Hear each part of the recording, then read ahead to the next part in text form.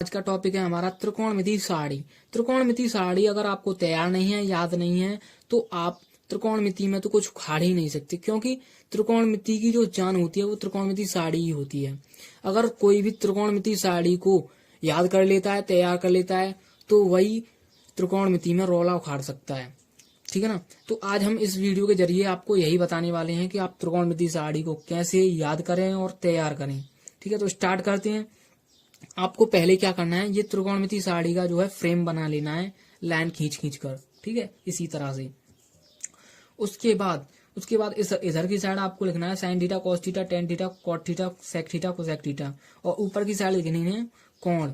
ठीक है, यहाँ पे हमने लिख लिया थीटा, क्योंकि हमने ये सब थीटा में लिया है, sine theta, cos theta, tan theta, इसीलिए हमने यहाँ पे थीटा लिया है। आपने अगर ए में ले रखा है तो आप यहाँ पे ए लेना है। ठीक है, हमें थीटा में अच्छा लगता है तो हमने थीटा ले लिया। इसके बाद आपको क्या करना है, यहाँ पे लिखना है 0 degree, 30 degree, 45 degree, 60 degree, 90 degree. आपको सब लोग बताते होंगे 90 डिग्री तक, पर आज हम आपको 180 डिग्री तक तैयार कराने वाले हैं। ठीक है, तो ये सब लिख लेना है आपको। ठीक है, उसके बाद क्या करना है, आपको यहाँ पे सीक्वेंस में लिखना है 0 से 90 डिग्री तक। आपको सीक्वेंस में लिखना है 0, 1, 2, 3, 4। ठीक है, ये लिखने के बाद इन सबको करना है 4 से डिवाइड। 4 से डिवाइड कर दिया, उसके बाद रूट निकालना है सबका। जो भी इसको कैलकुलेट करने के बाद जो भी वैल्यूज आएंगी वो हमारी होंगी साइन की वैल्यू। यहाँ तक की 90 तक की बात कर रहे हैं अभी, इसको आप छोड़ दीजिए, इसको मत देखिए। तो आपको क्या करना है, अब इसको कैलकुलेट करना है। इसको कैलकुलेट कैसे करेंगे, अगर हम जीरो में किसी भी संख्या से डिवाइड देते हैं तो आपको पता है जीरो ही आता है। ठीक है, और जीरो अगर हम जीरो में 4 से डिवाइड देंगे तो जीरो आएगा, और जीरो आएगा, जीरो का हम रूट निकालेंगे तो वो भी जीरो आता है। ठीक है ना। ऐसे ही यहाँ पे देखिए, यहाँ पे अगर आप 4 से वन को 4 से अगर डिवाइड करते हो तो ये फ्रैक्शन वैल्यू आएगी, दशमलव की वैल्यू आएगी, और दशमलव की वैल्यू हम कैलकुलेट नहीं करते हैं इन सारणी में। ठीक है, तो हमें क्या करना है, हमें डायरेक्ट इसका रूट निकालना है। 1 का रूट निकालेंगे तो 1 आएगा, 4 का रूट निकालेंगे तो 2 आएगा। तो ये यहाँ पे आ गया 1/2। ऐसे ही 2 को भी काट सकते हैं, 4 को भी काट सकते हैं। ठीक है, 2 को काट देंगे, 2 1 या 2 चले जाएगा, और 2 2 या 4 चला जाएगा। ठीक है, तो 1/2 आ गया। 1/2 का हम जब रूट निकालेंगे तो क्या आ जाएगा हमारे पास, 1/√2, क्योंकि 1 का रूट हमारे पास 1 होता है और 2 का रूट √2 होता है। इसके बाद यहाँ पे आ गया 3/4। 3/4 में अगर हम यहाँ पे भी अगर डिवाइड करने की कोशिश करें तो यहाँ पे भी फ्रैक्शन वैल्यू आएगी, दशमलव की वैल्यू आएगी, इसीलिए डायरेक्ट रूट निकालेंगे। 3 का रूट 3, 4 का रूट आ जाएगा 2, तो √3/2। यहाँ पे डिवाइड हो रहा है तो 4 1 या 4। ठीक है, 1 बार गया तो 1 का रूट क्या आ जाता है, 1। उसके बाद हमें ये जो हमने प्रॉपर्टी बताई है, इसका यूज बस साइन के लिए करना है। अब बाद का काम जो करेगा वो साइन ही करेगा। वो कैसे करेगा देखिए, अब हमें कॉस की वैल्यू निकालनी है। ठीक है, कॉस की वैल्यू कैसे निकालेंगे, ये जो हमने साइन की वैल्यू निकाल रखी है, इसको पलट देंगे, बस जस्ट पलटना है।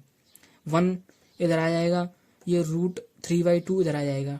ठीक है, ये 1/√2 इधर यहाँ पे आ जाएगा, क्योंकि ये बीच में है, ये यहाँ पे आ जाएगा, और ये 1/2 ये 60 वाली लाइन में आ जाएगा। 1/2 आ गया यहाँ पे, ये 0 है, ये 90 वाली में आ जाएगा। यहाँ तक कंप्लीट कर लिया। उसके बाद आता है टेन थीटा। टेन थीटा को निकालने के लिए हमने यहाँ तक तो निकाल ही लिया, साइन थीटा कॉस थीटा निकाल लिया। उसके बाद टेन थीटा की बारी आती है। टेन थीटा के लिए हमें क्या करना पड़ेगा, एक फॉर्मूले को तैयार करना पड़ेगा। Tan theta, cot theta, sec theta और कोसेक थीटा को निकालने के लिए। ठीक है, छोटे छोटे फॉर्मूले हैं, उनको तैयार करना पड़ेगा। देखिए, पहला फॉर्मूला है हमारे पास ये टेन थीटा का। टेन थीटा बराबर होता है sine theta upon cos theta, और कॉट थीटा बराबर होता है cos theta upon sine theta. देख लीजिएगा दोस्तों, स्क्रीनशॉट ले लीजिएगा, ये फॉर्मूला इंपॉर्टेंट है। ठीक है, और ये सेक थीटा का फॉर्मूला होता है 1/cos थीटा, और कोसेक थीटा का फॉर्मूला होता है 1/sin थीटा। छोटे छोटे फॉर्मूले हैं ये। ठीक है, अगर आप इन दोनों को भी याद कर सको तो इन दोनों को भी कर लेना है, ये सब काम देने वाले हैं आपको आगे त्रिकोणमिति में। ठीक है। अब टेन थीटा का फॉर्मूला होता है sine theta upon cos theta. मतलब ये है कि साइन थीटा की जो भी वैल्यू है और कॉस थीटा की वैल्यू जो भी है, हमें साइन थीटा की वैल्यू में कॉस थीटा की वैल्यू से डिवाइड देना है, इतना मतलब है। ठीक है, तो 0 में हम 1 से डिवाइड देंगे तो क्या आ जाएगा 0, इतना तो पता होगा आपको। 0 में हम किसी भी संख्या से डिवाइड देते हैं तो उसकी वैल्यू 0 ही आती है। अब 1/2 में हमें √3/2 से डिवाइड करना है। ठीक है, तो इस कंडीशन को हम कैसे सॉल्व करेंगे आपको दिखाते हैं। देखिए 1/2 में हमें √3/2 से डिवाइड देना था। ठीक है, तो ये हमने डिवाइड दे रखा है। अब क्या करेंगे, 1/2 है हमारे पास, तो इस कंडीशन में क्या होता है, ये वाली जो संख्या होती है नीचे वाली, इसको हम पलट के मल्टीप्लाई में रख देते हैं। 1/2 था ऊपर, ये हमने पलट के मल्टीप्लाई में कर दिया, मल्टीप्लाई में कर दिया हमने 2/√3। और अब इसका हम सॉल्यूशन करते हैं तो 2 को कैंसिल कर देंगे तो ये आ जाएगा हमारे पास 1/√3। अब देखिए ये हमारे पास आ गया 1/√3। इसी तरह 1/√2 में 1/√2 से भाग देंगे, डिवाइड देंगे, तो ये सेम संख्या है तो यहाँ पे 1 आ जाएगा। सिंपल ये देखते रहिएगा आप लोग। अब क्या करना है, √3/2 में हमें करना है 1/2 से डिवाइड। ठीक है, तो उसी पहले वाली कंडीशन जो अभी बताई थी मैंने जस्ट, उसी की तरह इसको भी करना है। ये मल्टीप्लाई में पहुंच जाएगा तो 2 से 2 कैंसिल हो जाएगा, तो हमारे पास बचेगा क्या, √3। तो √3 यहाँ पे लिख लिया हमने। अब इसी तरह यहाँ पे देखिए 1 में हमें 0 से डिवाइड करना है। तो किसी भी संख्या को हम दोस्तों जब 0 से डिवाइड करते हैं, किसी भी संख्या को, आप कोई भी संख्या ले लीजिए, किसी भी संख्या को हम जब 0 से डिवाइड करते हैं तो यहाँ पे हमारी जो वैल्यू बचती है वो आती है इनफाइनाइट। ठीक है, इनफाइनाइट आती है वहां पे। तो यहाँ पे हमारा इनफाइनाइट आ गया। अब आती है कॉट थीटा की बारी। तो cot theta just tan theta का अपोजिट होता है। टेन थीटा होता है साइन अपॉन कॉस थीटा और कॉट थीटा होता है cos theta upon sine theta. तो हमें यहाँ से मालूम पड़ रहा है कि ये जस्ट अपोजिट है। तो हमें क्या करना है, 10 वाली जो भी वैल्यूज हैं उनको पलट के इधर कर देना है। इनफाइनाइट आ जाएगा इस तरफ, √3 आ जाएगा इस तरफ, ये 1 बीच में था तो ये आ जाएगा इस तरफ।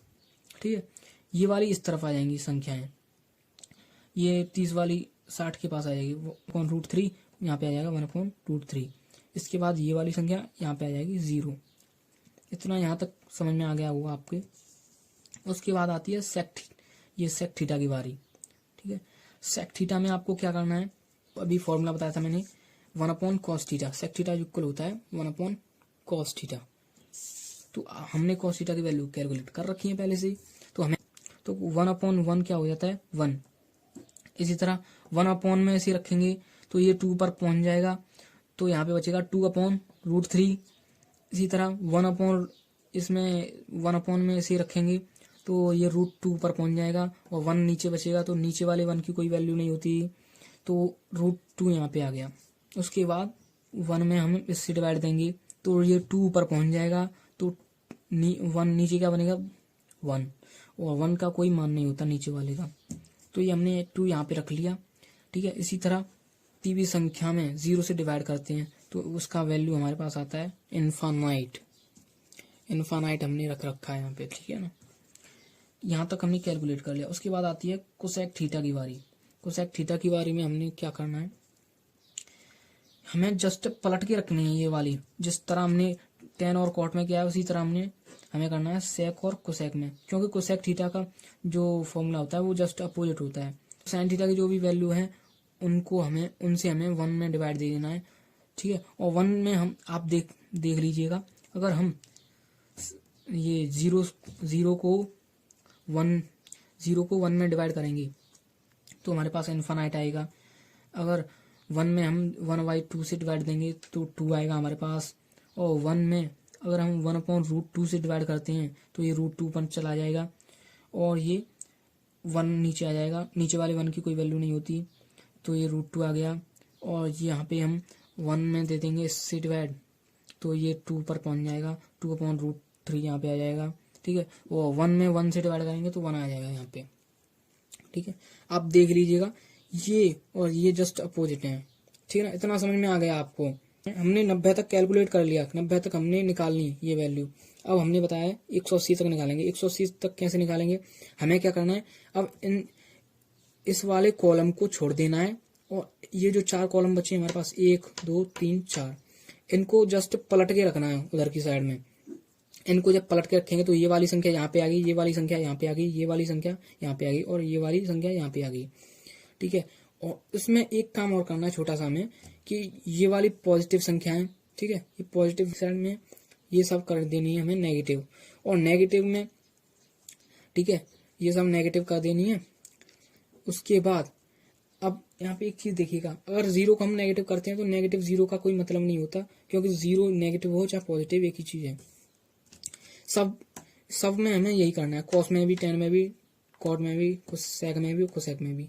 देखिए हमने इसको भी पलट के रख दिया, इधर नेगेटिव कर दी, इसको भी पलट के रख दिया, इधर नेगेटिव कर दी, इसको भी पलट के रख दिया, इधर नेगेटिव कर दी, इसको भी पलट के रख दिया, इधर नेगेटिव कर दी, और इसको भी पलट के इधर नेगेटिव कर दिया। तो ये सिंपली यहाँ तक 180 तक हमने इस साड़ी को बनाना सीख लिया।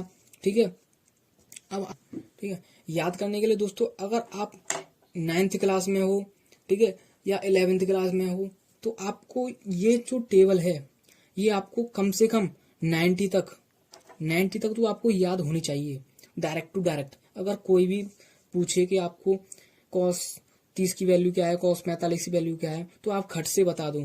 ठीक है, इस तरीके से आपको याद होनी चाहिए, डायरेक्ट टू डायरेक्ट।